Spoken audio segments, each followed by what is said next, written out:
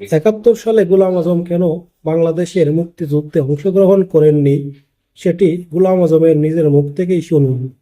গোলাম আজম আসলে রাজাকার ছিলেন না। তিনি বুঝতে পেরেছিলেন বাংলাদেশ স্বাধীন হলেও স্বাধীনতা রক্ষা করতে পারবে না, ভারতীয় আধিপত্যবাদের বিরুদ্ধে মাথা উঁচু করে দাঁড়াতে পারবে না। এজন্য তিনি বাংলাদেশের মুক্তিযুদ্ধে অংশগ্রহণ করেননি।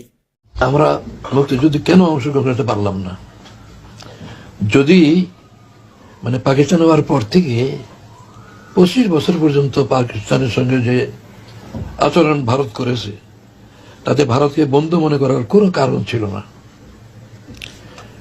যখন বাংলাদেশি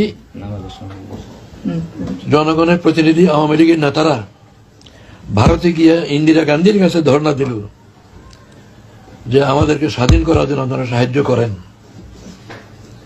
তখন আমরা মহা চিন্তায় পড়লাম যে ভারত তো আমাদেরকে স্বাধীন করতে আসবে না। তারা আজও তাদের স্বার্থে,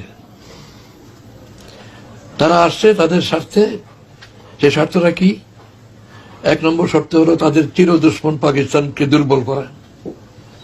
যদি পাকিস্তান থেকে ইস্ট পাকিস্তানকে আলাদা করতে পারে, তাহলে পাকিস্তান দুর্বল হলো।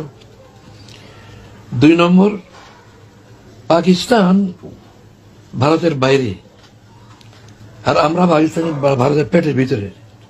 চারিদিক ভারত, দক্ষিণ দিকে বঙ্গোপসাগর তাদের হাতে, আন্দামান নিকোবর দ্বীপপুঞ্জ তাদের হাতে। আমরা যদি তাদের থেকে আলাদা হই, তাহলে আমরা স্বাধীন সত্তা রক্ষা করে চলতে পারবো না। আমরা ভারতের আধিপত্যের অধীন থাকতে বাধ্য হব।